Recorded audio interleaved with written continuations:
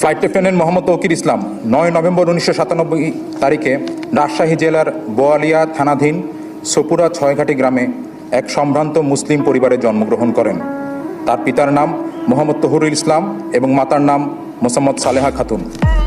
এই মেধাবী কর্মকর্তা 2014 সালে পাবনা ক্যাডেট কলেজ হতে এসএসসি ও 2016 সালে একই কলেজ থেকে এইচএসসি পরীক্ষায় সফলতার সাথে উত্তীর্ণ হন।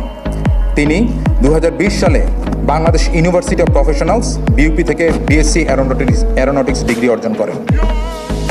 কর্মকর্তা 22 ডিসেম্বর 2016 তারিখে বাংলাদেশ বিমান বাহিনী একাডেমিতে যোগদান করেন এবং সফলতার সাথে প্রশিক্ষণ শেষে 1 ডিসেম্বর 2019 তারিখে জিডিপি শাখায় কমিশন লাভ করেন।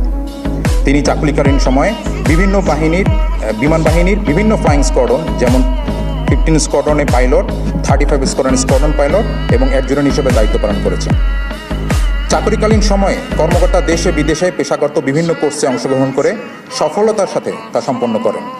তিনি বাংলাদেশ বিমান বাহিনীর 11 স্কোয়াড্রন হতে বেসিক ফ্লাইং ট্রেনিং, 15 স্কোয়াড্রন হতে basic jet and fighter conversion course, aeromedical institute হতে ফিজিওলজিক্যাল ট্রেনিং কোর্স এবং physiological indoctrination course, school of security and intelligence হতে officers basic air intelligence course, Bogura radar unit হতে electronic air warfare course, school of physical fitness হতে watermanship course ও বিমান বাহিনী academy হতে potential flight commander course কৃতিত্বের সাথে সম্পন্ন করেন।